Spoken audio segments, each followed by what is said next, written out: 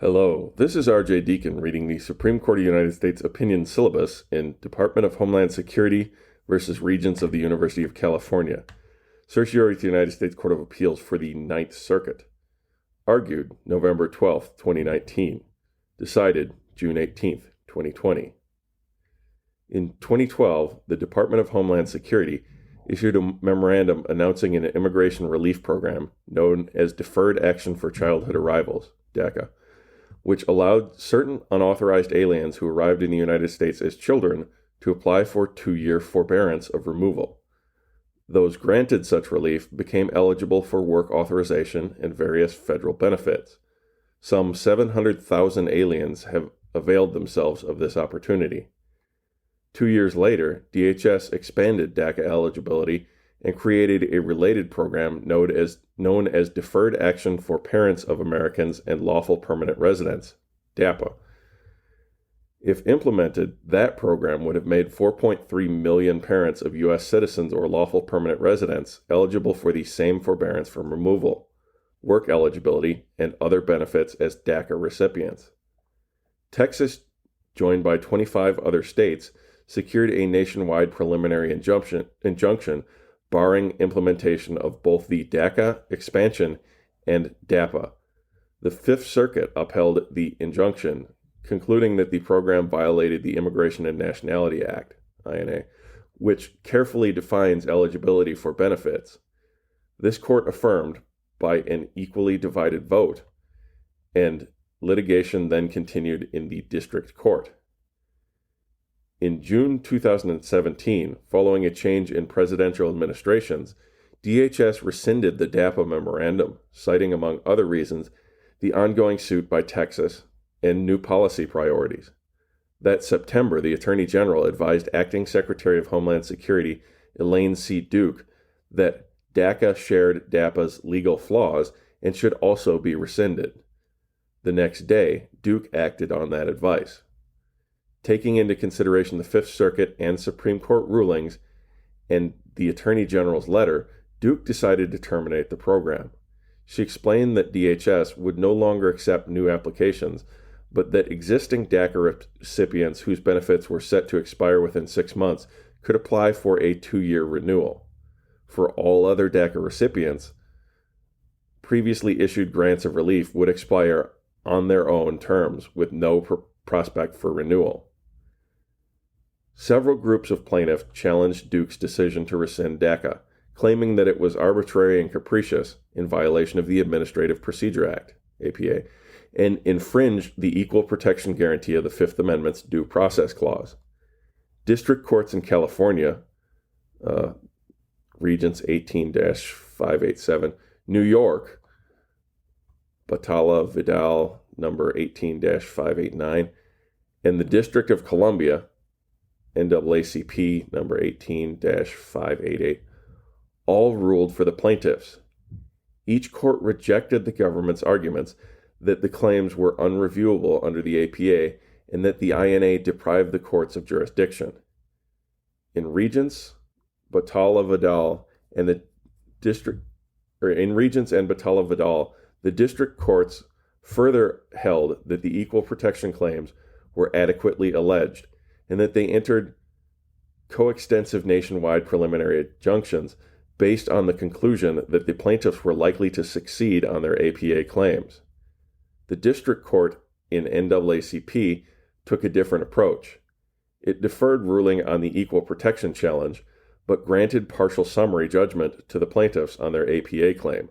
Finding that the rescission was inadequately explained, the court then stayed its order for 90 days to permit DHS to reissue a memorandum rescinding DACA, this time with a fuller explanation of the conclusion that DACA was unlawful.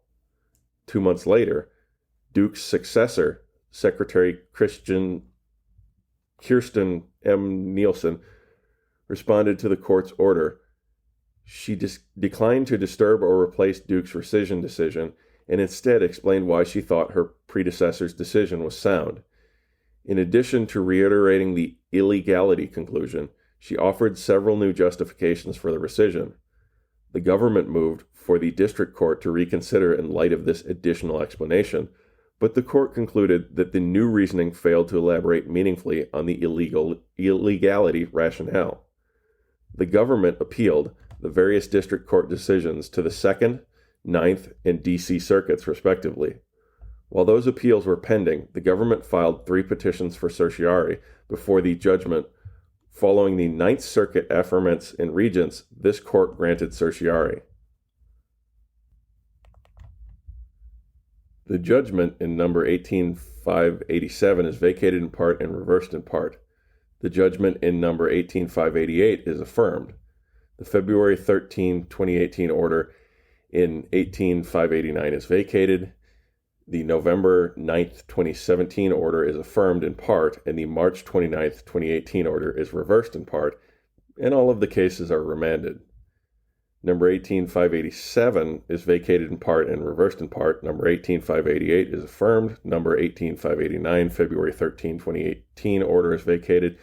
November 9th, 2017 order affirmed in part, and March 29th, 2018 order reversed in part, and all cases are remanded. The Chief Justice delivered the opinion of the court, except to Part 4, concluding, DHS's rescission decision is reviewable under the APA and is within this court's jurisdiction. The APA's basic presumption of judicial review of agency action, see Abbott Laboratories versus Gardner, can be rebutted by showing that the agency action is committed to agency discretion by law, 5 U.S.C. Section 701A2. In Heckler versus Cheney, the court held that this narrow exception includes an agency's decision not to institute an enforcement action. The government contends that DACA is a general non-enforcement policy equivalent to the individual non-enforcement decision in Cheney, but the DACA memorandum did not merely decline to institute enforcement proceedings, it created a program for conferring affirmative immigration relief.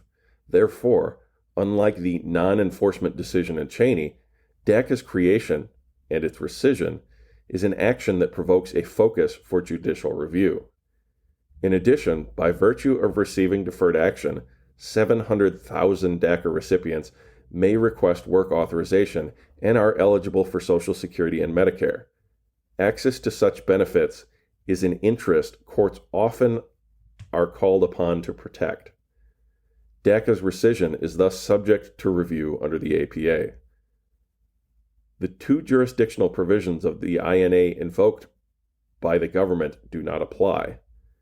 Title 8 U.S.C. Section 1252b9, which bars review of claims arising from actions or proceedings brought to remove an alien, is inapplicable where, as here, the parties do not challenge any removal proceedings, and the rescission is not a decision to commence proceedings, adjudicate cases, or execute removal orders within the meaning of Section 1252G. DHS's decision to rescind DACA was arbitrary and capricious under the APA. In assessing the rescission, the government urges the court to consider not just the contemporaneous explanation offered by Acting Secretary Duke, but also the additional reasons supplied by Secretary Nielsen 9 months later. Judicial review of agency action, however, is limited to the grounds that the agency invoked when it took the action. See Michigan versus EPA. If those grounds are inadequate, a court may remand for the agency to offer a fuller explanation to the agency's reasoning at the time of the agency action. That'd be a Pension Benefit Guarantee Corporation versus LTV.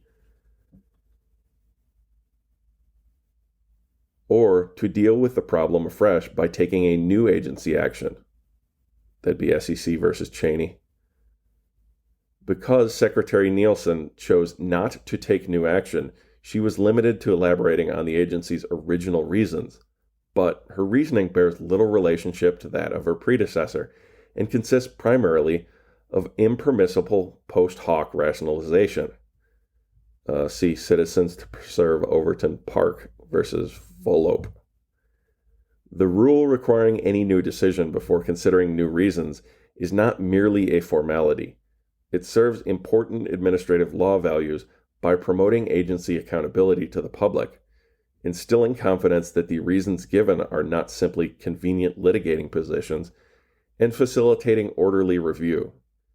Each of these values would be markedly undermined if this court allowed DHS to rely on reasons offered 9 months after the rescission and after 3 different courts had identified flaws in the original explanation. Acting Secretary Duke's rescission memorandum failed to consider important aspects of the problem before the agency. Although Duke was bound by the Attorney General's determination that DACA is illegal, see 8 U.S.C. Section 1103A1, deciding how best to address that determination involved important policy choices reserved for DHS.